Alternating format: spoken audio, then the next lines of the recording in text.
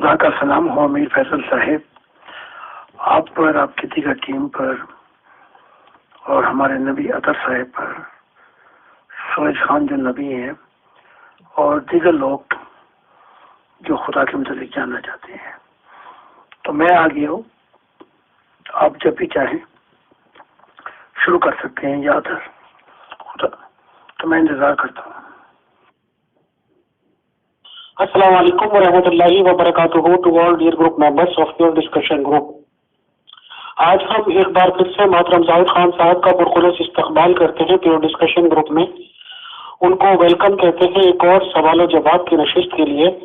آئیں محترم زاہد خان صاحب، ویلکم۔ محترم زاہد خان صاحب، یہ تو اکثر و بیشتر دیکھنے میں آتا ہے کہ کوئی بھی کانٹراڈکٹری بات چیت ہو جاتی ہے تو ہر ایک دھرم کے لوگ، ہر ایک فرقے کے لوگ اپنے اپنے رہنماؤں کو میں دیسی بھاشا میں بول لوں واشنگ پاؤڈر سے دھونے کی پوری کوشش کرتے ہیں سر، کہ net and clean dry clean کی مشین میں ڈال دو، یا جیسے بھی مجھے بولنا نہیں آتا یہ باتیں، اور نیٹ اینڈ کلین کر کے دکھا دو۔ تو کیونکہ محترم زاہد خان صاحب آپ کی ٹیچنگ سے یہی ہے کہ دھرموں کا، مذہبوں کا زمانہ ختم ہو چکا، اور آپ جیسے کلیمنٹ آف نبی سے ہی کچھ باتیں کی جا سکتی ہیں۔ آپ کی نالج میں ضرور یہ باتیں آئی ہوں گی کہ 1 یا 2 دن پہلے کوئی فورتھ خلیفہ صاحب کی نواسی، یعنی کہ نواسی کا مطلب ہوتا ہے بیٹی کی بیٹی کی آڈیو 44 منٹس کی لیک آؤٹ ہوئی ہے پوری دنیا میں، جس میں وہ پریزنٹ خلیفہ آف احمدیز سے بات چیت کر رہی ہے اور شکایت کر رہی ہے اپنے ساتھ ہوئی زیادتیوں کا۔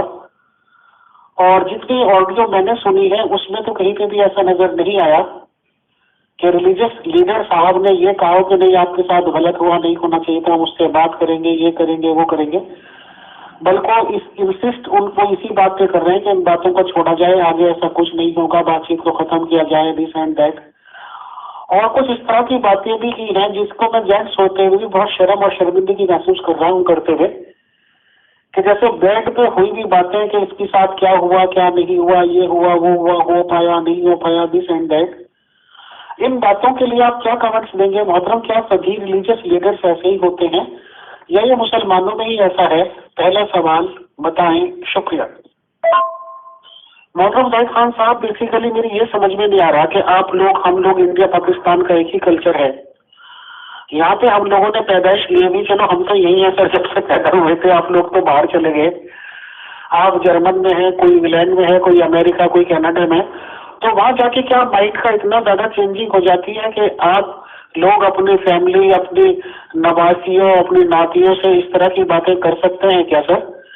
کہ بیڈ روم والی باتیں بھی آپ پوچھیں کہ وہاں کیا ہوا تھا، کیا نہیں ہوا تھا؟ کیا اتنا زیادہ ماڈرنائزیشن آ جاتا ہے آپ لوگوں میں؟ بتائیں پلیز، شکریہ۔ مذہب کی تاریخ آپ اٹھا کر دیکھیں، چاہے وہ یہودیوں کا مذہب ہو، عیسائیوں کا، اسلام کا، یا فار ایسٹ کرسچن، بدھ اور یہ کنفیوش وغیرہ جو بھی ہے، یہاں پر ایک طاقت دکھائی دیتی ہے، پاور، اور اس مذہب کے اندر وہ رول جو ادا کرتی ہے وہ ٹرانسپیرنٹ نہیں ہونے دیتی۔ کھلے ماحول کی آزادی کو کہتے یہ ہے کہ انسان آزاد پیدا ہوا ہے، لیکن اس کے تمام آزادی، اس کے بولنے کی، فریڈم آف اوپینین، خیال جو بھی چاہیں، اس کو یہ روک دیتے ہیں، جس کے نتائج پھر بعد میں بڑے خطرناک نکلتے ہیں۔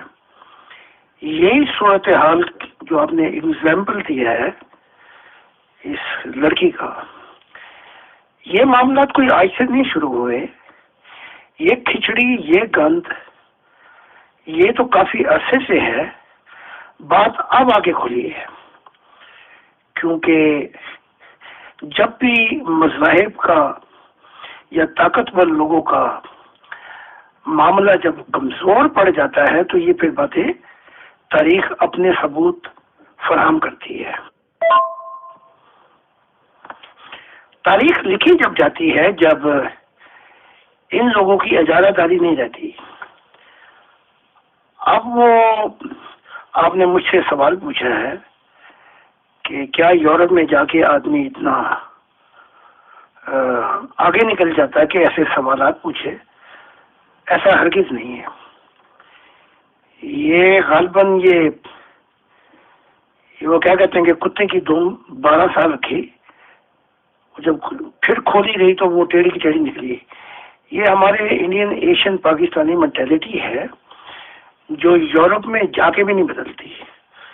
جو میرا مشاہدہ بتاتا ہے کوئی اکا دکا کوئی لوگ ہوں جو نکل جائیں تو نکل جائیں اس ماحول سے, ورنہ پڑھے لکھے بھی یہ ظاہری ہے. تو میں تو پہلے ہی بتا چکا تھا کہ یہ ان کا چھٹا جو خلیفہ تھا وہ ان سے بھی کیا گزرا تھا. پھر ان کی خلفاء جو تھے وہ آپس میں بٹ گئے. افریقہ کا کوئی اور تھا, یورپ کا کوئی اور, ایشیا کا کوئی اور. تو ابھی تو اور معاملات سامنے پیش آئیں گے جو ان لوگوں نے دبا کے رکھے ہوئے تھے, کیونکہ سچائی چھپ نہیں سکتی بناوٹ کے اصولوں سے, کہ خوشبو آ نہیں سکتی کبھی کاغذ کے پھولوں سے. یہ باتیں تو انکشاف ہونے ہوں. محترم زاہد خان صاحب and all dear group members of your discussion group, religious معاملات جو ہیں شاید کم سے کم انڈیا پاکستان میں تو ایک جیسے ہی ہوں گے.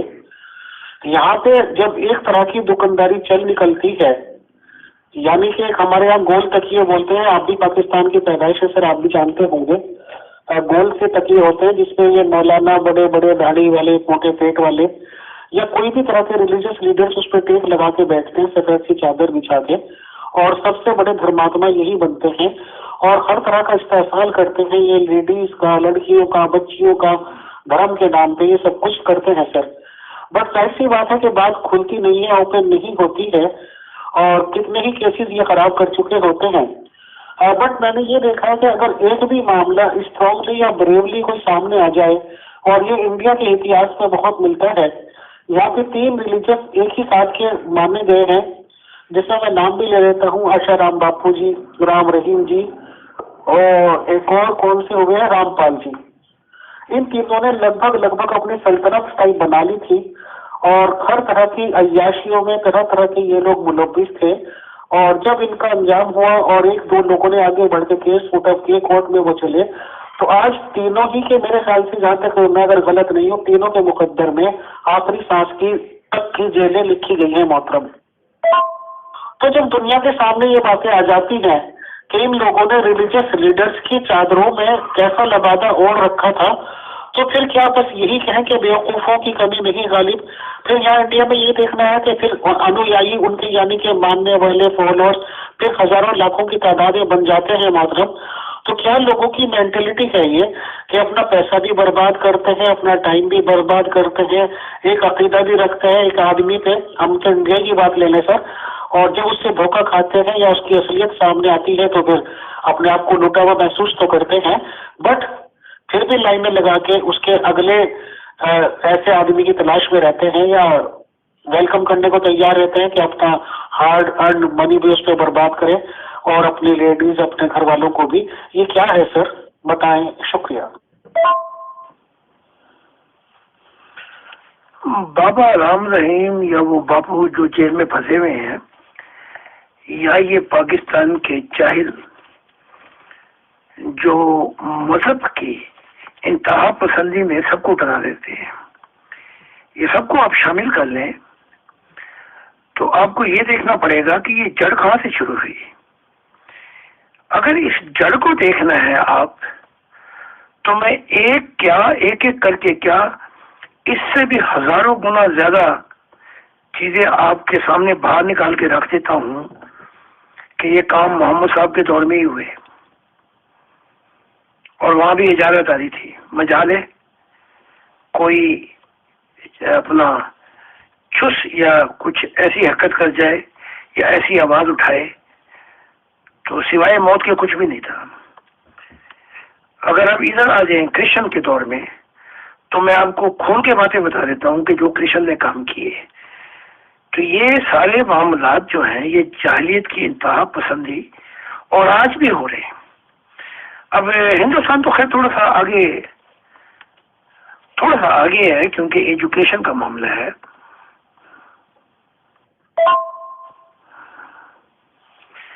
لیکن پاکستان کے اندر یہ جاہلیت کا دور جو ہے اس کا اینڈ کب ہوگا کوئی نہیں جانتا. یہ مذہب کی انتہا پسندی اور وہ جو چاہیں کرا لیں، اور آج بھی جو آزادی اور جو عورتوں کے حقوق یا جو کچھ بھی ہے ان کو پامال کیا جا رہا ہے. اس کا ایک ہی طریقہ ہے. اس کا پہلا طریقہ تو یہ ہے کہ جب تک معاشرہ ایجوکیشن نہیں پائے گا، اپنے فیصلے خود نہیں کرے گا، یہ معاملات ہوتے رہیں گے. قائد اعظم نے ایک بات کہی تھی جو بالکل ٹھیک تھی کہ religion has nothing to do with the affair of the government, it must be separate from democracy. کوئی اس کا تعلق نہیں ہے. چلو وہ کاغذات میں تو آ گئے، لیکن اصل حقیقت یہ ہے کہ انہوں نے قائد اعظم کو بھی اگلی دنیا میں پہنچایا اور اس کانسٹیٹیوشن پر کوئی بھی عمل نہیں کرتا. تو حقیقت حال یہ ہے کہ تعلیم جو ہے یورپ میں انہوں نے کوشش کی کہ ہر بچے کو بنیادی تعلیم ملے، اور وہ کوشش کے نتائج یہ نکلے کہ پھر انلائٹمنٹ کا دور شروع ہوا. انسانوں نے اپنے ایکسپیریمنٹ خود شروع کیے، انڈیویجول نے اپنی رائے دی اور اپنا قلم کی طاقت استعمال کی. پھر مارٹن لوتھر 1517 کا دور تھا، 1517 دور، جس میں کیتھولک کا جو یہ انتہا پسند تھی وہ دھڑام سے گری. تو پھر ایجوکیشن کو ان لوگوں نے عام کیا، جس کی وجہ سے ایسے نتائج آئے کہ ہر فرد اور خاندان اور سوسائٹی اپنے فیصلے خود کرنی شروع ہو گئی. یہ معاملات جو ہیں یہ ابھی شروع ہوئے ہیں، یعنی کہ اسلام میں عورتوں نے آوازیں اٹھانی شروع کی ہیں، مڈل ایسٹ میں، اپنا ایشیا کے اندر. اور آپ دیکھیں گے، میں آپ کو ابھی بتا رہا ہوں، 2030 میں یہ حالات بدلیں گے اور یہ بڑے بڑے جو نمبردار ہیں مذہبی انتہا پسند، یہ دھڑام سے ان کی عمارتیں زمین پہ جا گریں گی اور ایک نیا دور شروع ہوگا جو مسلم ورلڈ، ریلیجس ورلڈ، وہ کلیپ ہو جائے گا.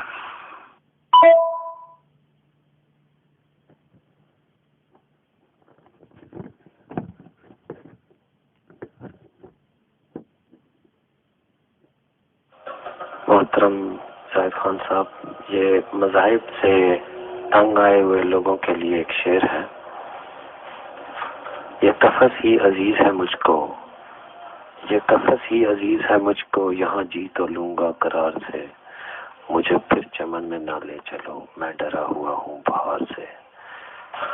From Khalid Naveed, South Africa.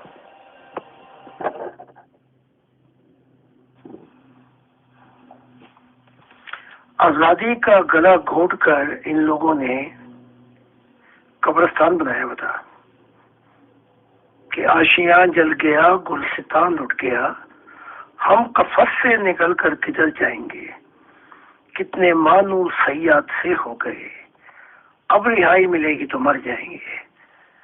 تو اتنے اس صیاد جس نے ہمارے پری کاٹ دی ہے اس سے ہی مانوس ہو گئے. لیکن اب یہ قبر پھٹے گی. اب حقیقت حال کو چھپایا کبھی بھی نہیں جا سکتا. یہ ہسٹری ہمیں بتاتی ہے کہ جتنے بڑے وارل اور ڈکٹیٹر بادشاہ حکومتیں آئیں، جو مظالم انہوں نے کیے، وہ تو قبرستان میں پہنچ گئے، پھر تاریخ نے ان کے بھیانک چہرے دکھائے. تو اب یہ جو نیا دور شروع ہوگا، یہ جو نیا دور ہے، یہ ٹرانسپیرنٹ کا دور ہے، اور اب نئی نئی بہاریں آئیں گی جنہیں دیکھ کے ہم خوش بھی ہوں گے، حیران بھی ہوں گے، اور ہمیں سبق بھی سیکھنا پڑے گا. محترم زاہد خان صاحب، میرے دیکھنے میں یہ بات آئی ہے اور پریکٹیکل بھی میں نے ایکسپیرینس کیے ہیں اس طرح کے، کہ جو بھی کسی ریلیجن سے ٹھیکے دار ہوتے ہیں، ان کو آپ مولوی ملا کہہ لیجیے، لیڈرز کہہ لیجیے، قائد کہہ لیجیے، کیونکہ انہیں عام لوگوں سے زیادہ پتہ تو ہوتا ہے ریلیجن کا، اور انہیں اس کے لوز پوائنٹ بھی پتہ ہوتے ہیں، اور انہیں پتہ ہوتا ہے کہ یار یہ گناہ हो जाएगा, पाप लगेगा। मैं हर एक रिलीजन की ये बात कर रहा हूँ सर। तो कुछ नहीं होता, ये जो हम डराते हैं आवाम को, असलियत में ना इन चीजों की सजा मिलेगी ना कुछ होगी, तो इसलिए वो बेफिक्री से पाप करते हैं। इसलिए प्लस उनके तकद्दुस की चादर ओढ़ी भी होती है उनके परिवारों में, इसलिए वो अपने ही घर की बच्चियों से इस तरह की गलत हरकत शुरू में करना शुरू कर देते हैं। और जब एक बच्चे को पता ही नहीं चलता, उसका यूज टू कर दिया और उसकी पूरी जिंदगी इस्तेहसाल करते हैं, और धार्मिक हिसाब से वो बेफिक्र होते हैं कि सजाएं तो मिलनी नहीं है, वो तो हम आवाम को डराते हैं। तो क्या ये साइकोलॉजी जो मेरी भी समझ में आती है, मैंने प्रैक्टिकली भी देखा है, इस चीज को आप एग्री करते हैं, मानते हैं सर, कि जो भी लीडर्स हैं जिनके हाथ में ये पावर है धर्म की या कुछ की, वो बेफिक्र होकर ऐसे पाप ऐसे गुनाह करते हैं? आप क्या कहते हैं सर, बताएं। शुक्रिया। बिल्कुल ऐसे ये हकीकत है, लेकिन वो ये पाप या काम इसलिए करते हैं कि वो ये समझते हैं कि हमारे ऊपर कोई हाथ नहीं डाल सकता, और ताकत भी उनके साथ होती है। और अगर आप थोड़ा सा तारीख को उठा के देखें तो ऐसे मजहबों पे या ऐसे लोगों पर जब भी इनकी इमारत धड़ाम से नीचे गिरी है, इसको गिराने वाले इनके अपने ही लोग थे, जिन्होंने ये अंदर से मामलात जो है वो जानते थे। अब मार्टिन लूथर जो था वो कैथोलिक सिस्टम का एक खास रुकन था, और उसी ने इस कैथोलिक की इमारत को गिराया जब उसने 19 नुक्ते पेश किए, पॉइंट पेश किए, जिसके अंदर उसने बताया कि कितना गलत निजाम अंदर से है। तो हमेशा यही होता है, ऐसा निजाम जो ताकत के नशे में अपने हर ख्वाहिशात को पूरी करना शुरू कर दे, इस निजाम को गिराने के लिए कोई बाहर से ताकत नहीं आती, क्योंकि इनके पास ताकत होती है, इंतहा पसंदी होती है, ये सारे इख्तियारात छीन लेते हैं। तो हमेशा इस निजाम को तारीख बताती है कि अंदर के लोग ही गिराते हैं, चाहे वो सियासत का निजाम हो, अंदर से ही वो लोग आते हैं जो इस सियासत के जो बदसूरत शक्ल है उसको फिर सामने लेके आते हैं। अब ये दौर कब तक जाएगा, ये सवाल ये है। ये दौर 2023 से आगे नहीं जा सकता, क्योंकि इसे कहा जाता है अजारादारी, वॉरलॉर्ड, मजहब की ताकत या बादशाही निजाम, जो मर्जी कह लें, या सियासी ताकत है। ये निजाम को क्लैप होना ही होना है। इसका वक्त जो मैं देख चुका हूं वो ये है कि 2023 के अंदर लोगों में इतनी बेदारी आ जाएगी कि वो इस निजाम को झटके से अपने से दूर करेंगे, और फिर इनकी सारों की इमारत क्लैप होगी और नए निजाम की बुनियाद पड़ेगी। मोहतरम जाहिद खान साहब, मैंने तो अक्सर करके ये देखा है, खास तौर से इंडिया में, और ये भी एक सच्ची बात है, मैं दोबारा दोहरा देता हूँ कि आज तक भी कभी कोई ऐसा मौका हुआ ही नहीं कि मैं इंडिया से बाहर जाऊं।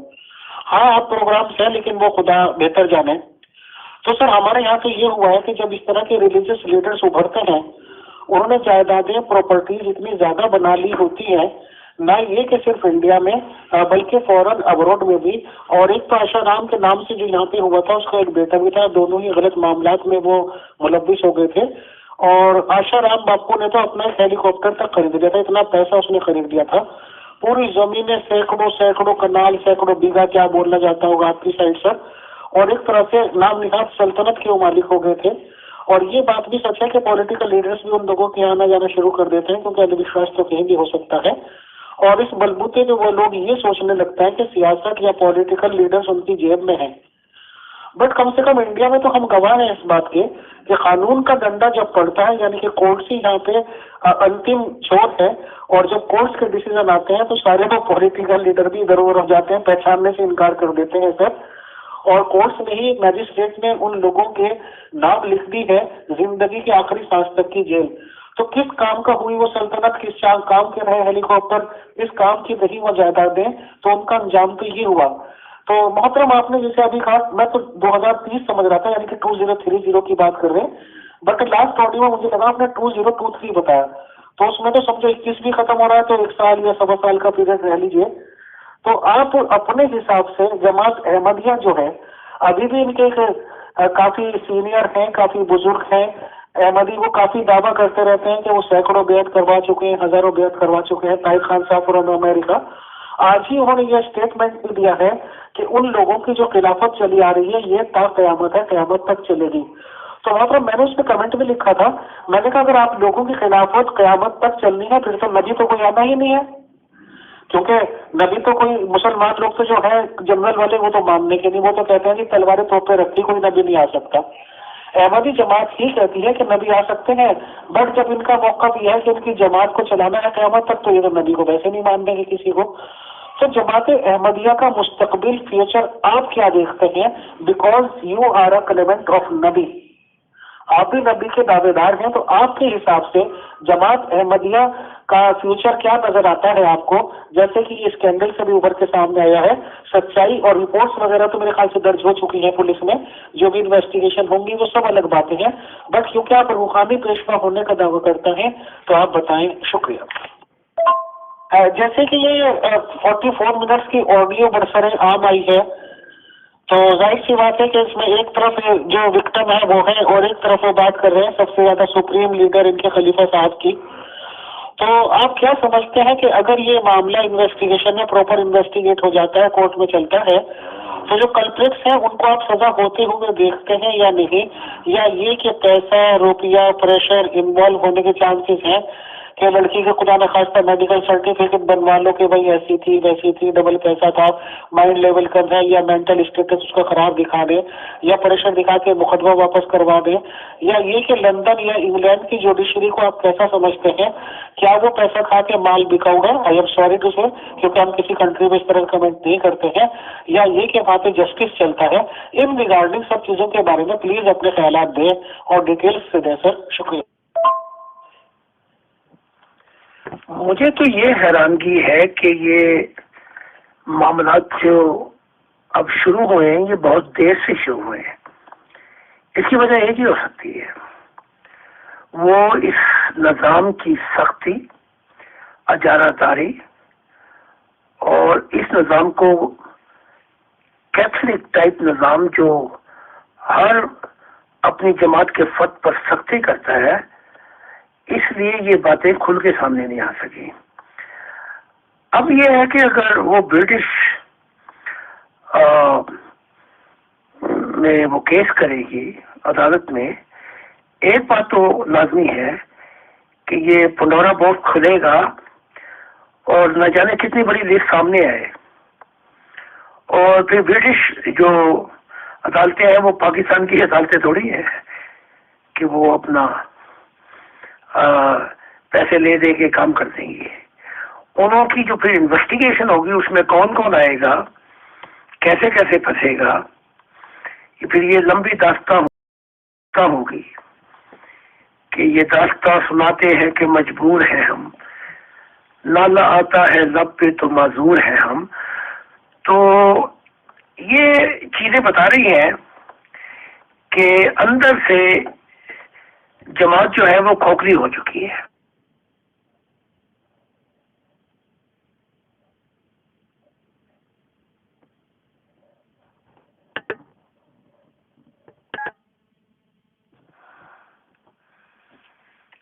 اندر سے لوگ اب اس جماعت کو ہلا رہے ہیں. اب کیونکہ یہ نظام بہت طاقتور ہے اور یہ گرتے گرتے گرے گا، لیکن اس میں گرنا ضرور ہے. جو میں نے بات کہی تھی وہ میں نے کہی تھی 2030 کوئی 9 سال مستقبل کا میں نے بات کی تھی کہ اس نظام میں اجارہ داری، وار لارڈ، حکومت کی نشے، جمہوریت کا غلط استعمال اور یہ مذہبی لیڈر سبھی آ جاتے ہیں.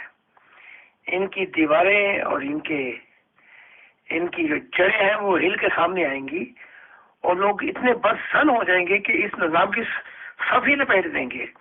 تو میں نے تو پہلے ہی کہہ چکا ہوں کہ مذہبوں کی بھی سب لپٹ گئی، خدا نے کہا ہے اور اس غلط نظام کی سب بھی لپٹے گی، جو جس نے freedom of opinion, freedom of women right, freedom of equal right, سب کا جنازہ نکالا ہوا ہے۔ تو میں تو یہ دیکھ رہا ہوں، تو اب سوال یہ اٹھے گا کہ ان کا چھٹا خلیفہ جو ہوگا وہ کیسے بنے گا؟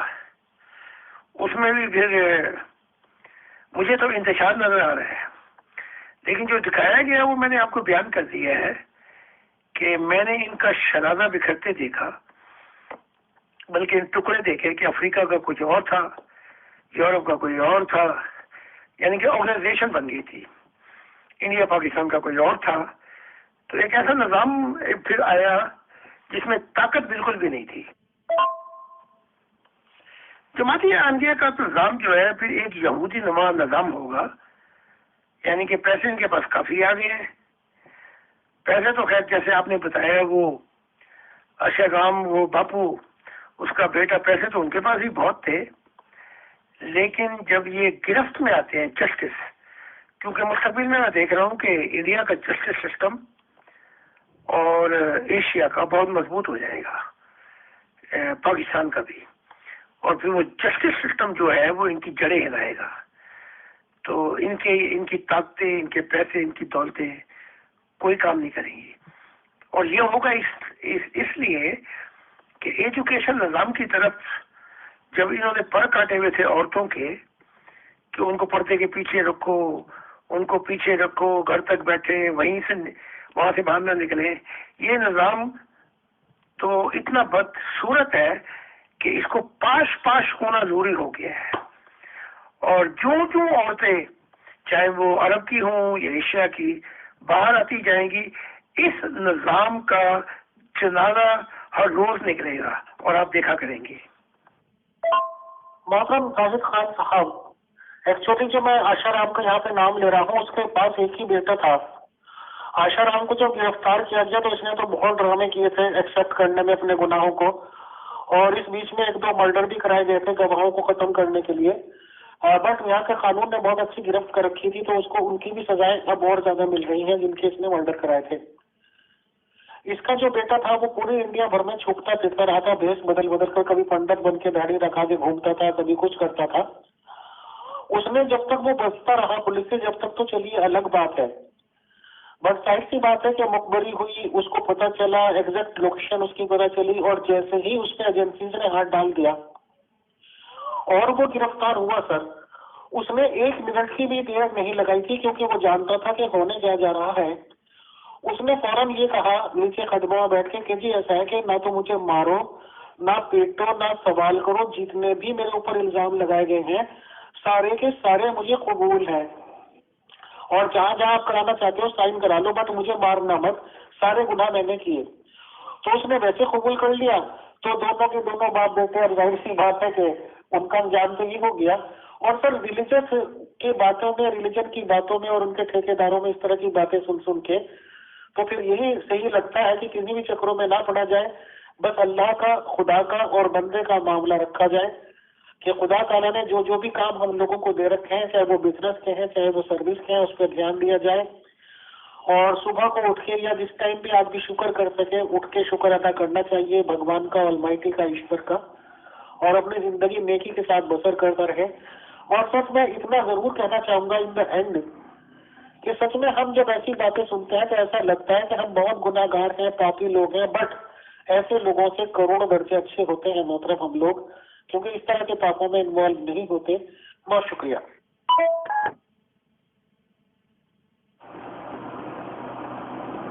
محترم زاہد خان صاحب، آپ کی تعلیمات کے مطابق خدا کی بادشاہت ہوگی، کیا اس بادشاہت میں جو نظام ہے لین دین کا، بینکنگ کا، جو مسئلے مسائل ہوں گے ان کا وہ ایسے ہی رہیں گے یا ان میں کوئی تبدیلی آئے گی؟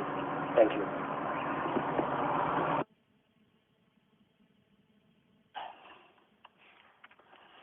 یہ باپو رام اور اس کا جو بیٹا تھا، اس عمارت کو اتنا مضبوط کرنے میں کس کا ہاتھ ہے؟ کیا یہ مودی وہاں نہیں رہتا تھا؟ یہ جو وزیر اعظم بنا ہے اب، کیا یہ سیاسی طاقتور لوگ جا کے اس کے قدموں کو نہیں چھوتے تھے؟ کیونکہ اس کے پاس طاقت تھی. تو ایک تو یہ نظام ہے جو اس نظام کو انتہا پسندی کے یہ پھر اپنے اس نظام کو مضبوط کرتے ہیں، چاہے وہ علماء کا نظام ہو، انتہا پسندی کا نظام ہو، مذہبی نظام ہو. یہ لوگ تھے جنہوں نے اس نظام کو، تبھی تو وہ کہتا تھا کہ اس نے یہاں تک کہا کہ مجھ پہ کوئی ہاتھ ڈالے گا، وہ عائشہ رام جو اس کا بیٹے نے نہیں، اس کے باپ نے کہا، اس کی میں کرسی غائب کرا دوں گا. یعنی اس میں اتنا نشہ آ جاتا ہے. اور جو دوسرا سب سے زیادہ غلط نظام ہے جس کو بدلنا ہوگا، وہ ہماری میڈیا کی طاقت ہے، جو اپنے آپ کو جہاں چاہے غلط استعمال کر کے حکومت کا، مذہبی پیشواؤں کا، جہاں بھی چاہے بیڑا غرق کر سکتی ہے. یہ جو ہے میڈیا، یہ ضمیر ہے قوم کا، لیکن یہ ضمیر اتنا بھیانک ہو گیا ہے کہ اس نظام کو بھی تباہ ہونا ہے. کوئی ایسے نظام کی بنیاد پڑے گی جو انصاف اور جسٹس پہ ہوگا میڈیا کا. بس یہ کوشچن آف ٹائم ہے. جب ہم خدا کی بادشاہت کا نظام کہتے ہیں تو نہ خدا بادشاہ ہے کہ وہ اپنی بادشاہت کا ہم کرے گا. خدا کی بادشاہت کا تعلق انسان کے دل سے ہے. جب دل بدل جائیں گے تو پوری انسانیت کا نظام بدل جائے گا. اب یہ جو جمہوریت ہے، جو دماغی جمہوریت ہے، ابھی تک جہاں جہاں یہ چاہتے ہیں جمہوریت کی بات کرتے ہیں، پھر جمہوریت کے اندر ہی یہ اپنی اجارہ داری بھی قائم کر دیتے ہیں. لہذا اس جمہوریت کے نظام میں بھی انقلاب آئے گا. اس انقلاب کو میں نے جیسے ابھی بتایا کہ 2030 یا 40 کے درمیان جو ہے اس کے نتائج جو ہے وہ بڑے بھیانک ہوں گے. لیکن اس کے بعد یہ جمہوریت کا نظام شفاف ہو جائے گا، جس میں فرد کی آزادی، خاندان کی آزادی، سوسائٹی، قوم اور دنیا کی، یہی نظام جمہوریت کا جو ہے، جب آپ بینک میں انویسٹمنٹ کرتے ہیں تو یہ آپ کا حق بنتا ہے کہ آپ اسے فائدہ بھی لیں. تو یہ نظام اتنی اعلیٰ حالت پہ چلا جائے گا، جمہوریت کا نظام، آزادی کا نظام، آزادی عورتوں کے لیے، آزادی انسانوں کے لیے، ہیومن رائٹ، یہ اتنے آگے چلے جائیں گے. اس کے بعد جو اگلی صدی شروع ہوگی وہ نظام ہے روحانیت کا. اس روحانی نظام جو ہے وہ سبجیکٹ اختیار کر جائے گا جمہوریت پہ، کیونکہ روحانی نظام جو ہے وہ اندھا نہیں ہے، بلکہ وہ جو ویژن دیتا ہے وہ موت سے بعد کا ویژن دیتا ہے. تو جب انسانیت یہ دیکھ لے گی کہ موت کے بعد بالکل حقیقی زندگی ہے، اور اس زندگی کو پانے کے لیے انسان کو اپنے میں کیا کیا چینجنگ لانی پڑیں گی، تو پھر جو ہے یہ جمہوریت آبجیکٹ ہو جائے گی، اور جو یہ روحانیت کا نظام ہے یہ سبجیکٹ حالت میں آ جائے گا. اور انسان کے دماغ کی کیفیات بدل جائیں گی، شعور کی، ضمیر کی روشنی اتنی آ جائے گی کہ اس نظام میں پولیس یا فوج کے نظام کی ضرورت ہی نہیں پڑے گی، کیونکہ یہ فوج بھی بڑی نکمی ہے جو اپنا ہی طاقت استعمال کرتی ہے اپنی قوم کے اوپر. پھر ایک جو دل کا نظام ہوگا، ایک روح کا نظام، تو اس نظاموں کے اندر جو چینجنگ آئیں گی وہ قوم کے لیے اور دنیا کے لیے ایک انتہائی انقلاب رونما کریں گی. تو ایسا ہوگا. جی بہت شکریہ محترم زاہد خان صاحب. ہمارے ایک ممبر کا سوال ہے and that will be the last question of this session, کہ کیا خدا کی بادشاہت میں انسانوں کو کام کاج کرنا پڑے گا اور روزی روٹی کے مسائل بھی حل ہو جائیں گے، یا انسان کو پھر بھی محنت مزدوری کرنی پڑے گی؟ بہت شکریہ.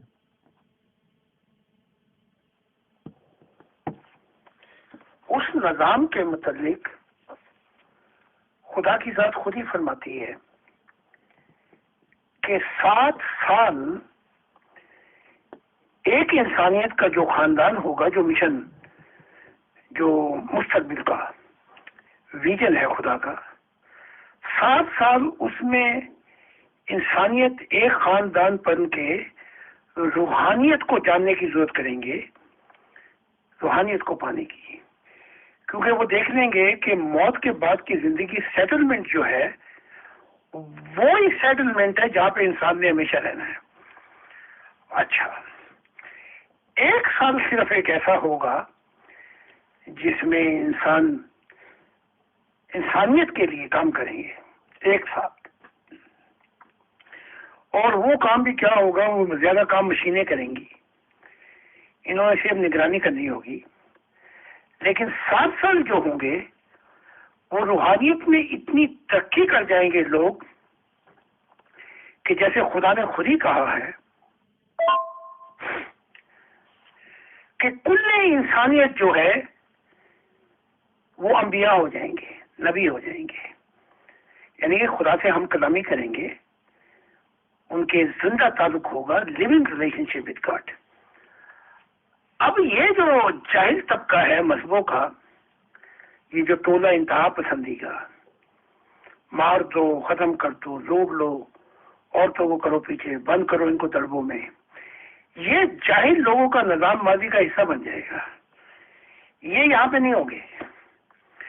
یہاں تک خدا نے کہہ دیا ہے، اتنی ناپسندیدگی سے اس نظام کو دیکھتا ہے خدا کہ اس نے کہا کہ ان کے متعلق بات بھی نہیں ہوگی، کہ ایک نیا نظام آئے گا جس کے زمین کے وارث خدا کے محبت کرنے والے ہوں گے، اس میں ان لوگوں کا ذکر تک نہیں ہوگا، کوئی بات بھی نہیں کریں گے کہ مر گئے مردود، نہ فاتحہ نہ درود، ان کا جنازہ نکل جائے گا۔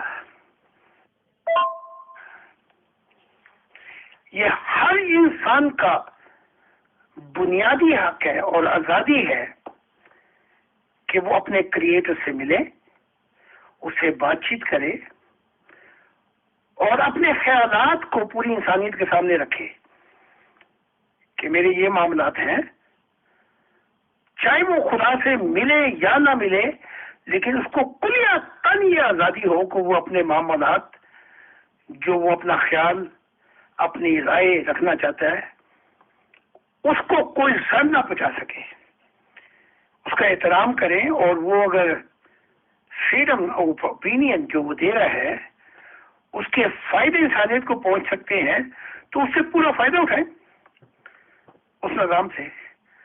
تو خدا جو میں نظام، جو جس نظام کی بنیاد میں نے ڈالی ہے وہ ہے ایک نیا آسمان، نئی زمین، یعنی خدا کی منشا جو ہے وہ پوری ہو جائے گی انسان کے اوپر، اس کے دل کے اوپر، ایک نئی دل کا نظام شروع ہو جائے گا، اور ایک دماغی نظام جو ہے یہ ایک نیا انقلابی جو خدا کا رنگ اختیار کر لے گا، محبت کا۔ لیکن مذہبی دنیا نہیں ہوگی، کوئی مذہب کا ٹھیکیدار نہیں رہے گا یہاں پر۔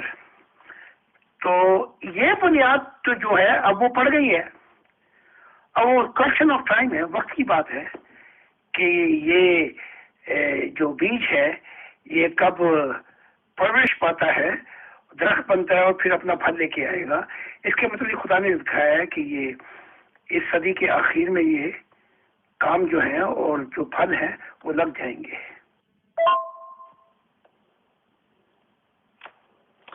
امیر فیصل صاحب، آپ کا، آپ کی دیگر ٹیم، عطا صاحب اور جو لوگ بھی سوال کر رہے ہیں کہ وہ نظام کیا نظام ہے جو انسان کو سکون، سکھ، آزادی اور اپنا اختیار خود دے، تو اس کے متعلق جو کوئی سوال پوچھے گئے جو میں نے جواب دیے، تو بہت بہت شکریہ آپ لوگوں کا کہ کل پھر اسی وقت 1 بجے میں یہاں پہ ہوں گا، اور اس کے بعد پھر میرا سفر شروع ہو جاتا ہے یورپ میں۔ Thank you and God bless you. بہت بہت شکریہ، بہت جزاک اللہ محترم زاہد خان صاحب۔ انشاءاللہ ریمیننگ کوشچنز پلس ایک اور میرے پاس ٹاپک ہے جس کے لیے بھی کافی پین ہے ہمارے دل میں. انشاءاللہ وہ باتیں آپ سے کل ضرور ڈسکس کریں گے سر. آپ کا بہت شکریہ, بہت جزاک اللہ. خدا حافظ. اللہ حافظ سر.